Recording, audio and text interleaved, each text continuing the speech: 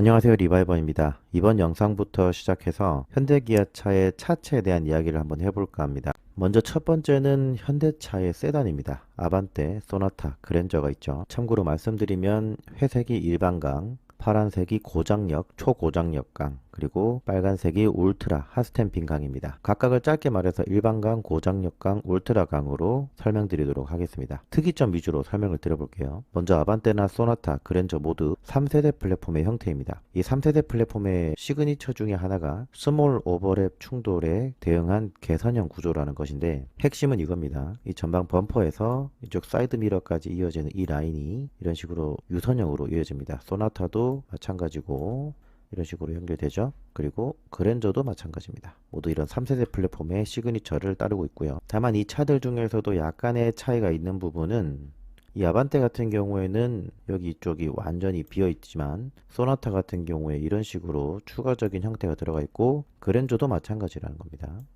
다음으로 좀 특이한 점이라고 한다면, 이 아반떼는 차체 바닥의 중앙 부위가 이렇게 울트라강이라는 것이고, 나머지 소나타나 그랜저 같은 경우에는 고장력강이라는 것이죠. 또한 특이점이라고 한다면, 아반떼 같은 경우에는 2열 시트 하단부가 고장력강인데, 소나타와 그랜저는 오히려 등급이 더 높음에도 불구하고 일반강으로 적용이 되어 있습니다.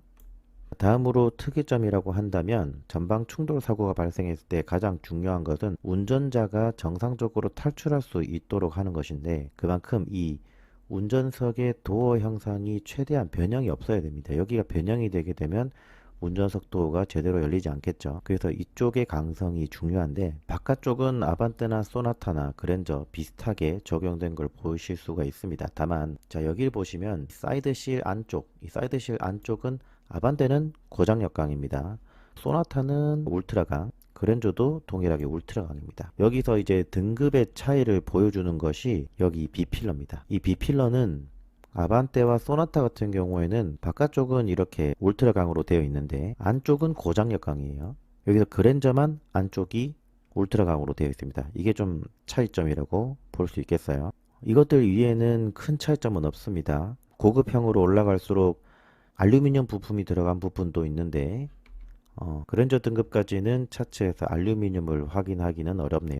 네, 다음 영상에는 현대자동차 SUV 차량의 차체를 한번 비교하는 시간을 가져보겠습니다. 차체 비교 영상, 현대자동차 SUV입니다. 현대자동차의 SUV는 총 5종이죠. 베뉴, 코나, 투싼, 산타페, 팰리세이드 순입니다. 먼저 이 SUV들의 공통적인 특징이 있는데, 세단의 3세대 플랫폼에서 봤던 특이점이 없다는 겁니다. 앞선 영상에서 세단의 경우에는 소나타와 그랜저가 여기 이 범퍼 위쪽을 보시면 헤드램프 주변부 쪽으로 이런 식의 형상이 보이실 겁니다. 소나타도 마찬가지로 이런 형상을 보실 수가 있어요. 이 형상의 경우에는 이 스몰 오버랩에 좀 더 대응하기 위한 그런 형상이 아닐까 저는 개인적으로 추정을 하는데, 여기 이 소나타의 라인을 보시면은 비껴치기 기술을 하기 위해서 좀 더 스무스하게, 그랜저도 동일하게 이런 식으로 뒤쪽의 프레임과 유선형으로 이렇게 이어지는 것을 보실 수가 있습니다. 반면 SUV에서는 이런 특이점을 확인할 수가 없습니다. 5개 차종 모두 다 말이죠. 다음으로 낮은 등급부터 한번 보겠습니다. 가장 저는 충격적이었던 것이 바로 베뉴입니다. 여기서 유일하게 A필러가 울트라강이 아닌 게 바로 베뉴입니다. 이 베뉴의 A필러, B필러 상단부 이쪽이 모두 일반강입니다. 나머지 코나, 투싼, 산타페, 팰리세이드 모두 울트라강입니다. 특히 베뉴는 북미에도 판매가 됨에도 불구하고 A필러가 울트라강이 아니라는 점은 저는 의외였습니다. 심지어 여기 이렇게 캐스퍼와 한번 비교를 해봤는데요. 왼쪽이 캐스퍼고 오른쪽이 베뉴입니다. 이 경차 플랫폼인 캐스퍼마저도 A필러부터 B필러까지 이 형상 모두가 울트라강입니다. 게다가 캐스퍼는 여기 헤드램프 주변부도 아까 봤던 소나타와 그랜저에서 봤던 형상과도 유사하죠. 다만 그래도 이렇게 베뉴에는 울트라강의 적용 범위는 상대적으로 낮을지라도 다른 부분에 대해서는 좀 신기한 부분이 있습니다. 바로 이 엔진 격벽 이쪽 부분이 모두 다 고장력 강입니다. 그리고 바닥까지도 보면은 일반 강이 아니라 모두 이렇게 고장역강이라는 것을 알 수가 있죠. 방금 말씀드린 게 여기 이 엔진 격벽인데 코나, 투싼, 산타페, 팰리세이드까지도 모두 일반강입니다. 그런데 베뉴만 유일하게 고장역강을 쓰고 있다는 것은 조금은 아쉬움을 달랠 수 있지 않을까 생각이 됩니다. 그래도 저는 이 A필러가 울트라 강이 아니라는 점은 좀 아쉽습니다. 자, 다음으로 특이점을 본다면 베뉴와 코나의 트렁크를 한번 볼게요. 이 트렁크 공간은 베뉴와 코나가 일반강, 나머지 투싼, 산타페, 팰리세이드 모두 고장역강입니다. 물론 여기가 고장역강이다, 일반강이다를 가지고서만 후방 충돌에 대해서도 유리하다 라고 볼 수 있을지는 모르겠습니다. 그래도 베뉴와 코나는 트렁크에는 일반강을 적용하고 있다. 참고하시면 되겠습니다. 다음으로 어떤 차종이 3세대 플랫폼인지를 설명을 드릴게요. 3세대 플랫폼의 특징 말씀드렸죠.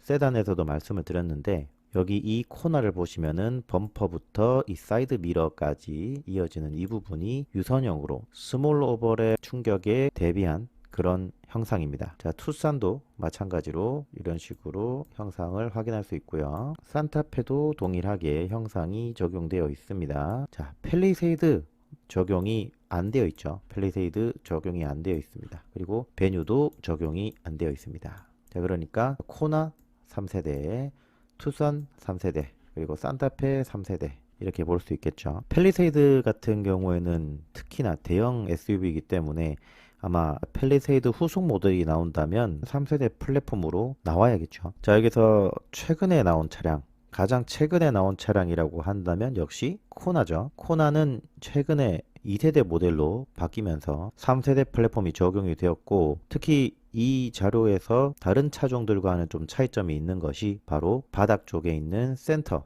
이 중앙부에 있는 부분이 울트라강입니다. 다른 차종들은 울트라강을 찾아볼 수 없죠. 그리고 다음은 투싼과 산타페의 특징입니다. 이 투싼의 사이드실 내부를 보시면 울트라강이 적용되어 있고, 산타페도 사이드실 안쪽이 울트라강입니다. 오히려 더 큰 대형 SUV인 팰리세이드는 이 사이드실 쪽이 고장역강입니다. 그런 점에서는 사이드실 내부가 투싼과 산타페가 좀 더 튼튼하다라고 볼 수 있겠죠. 자, 다음으로 특이점이 있다고 한다면 이 자료만 가지고 어떤 차가 가장 튼튼해 보일까라고 한다면 저는 당연히 산타페를 뽑겠습니다. 아마 이 빨간색의 울트라강이 많이 쓰이면 쓰일수록 좋다는 건 알고 계실 거예요. 다만 이 공법 자체가, 그리고 여기 들어가는 재료가 그만큼 더 비싸기 때문에 많이는 적용하지 못하는 게 현실이죠. 그런데 이 산타페를 보시면 제가 말씀드렸듯이 이 전방 충돌에서의 생존율을 높이기 위해서, 탑승자가 탈출을 하기 위해서는 이 도어 쪽의 형상이 변형을 최소화해야 된다는 건데,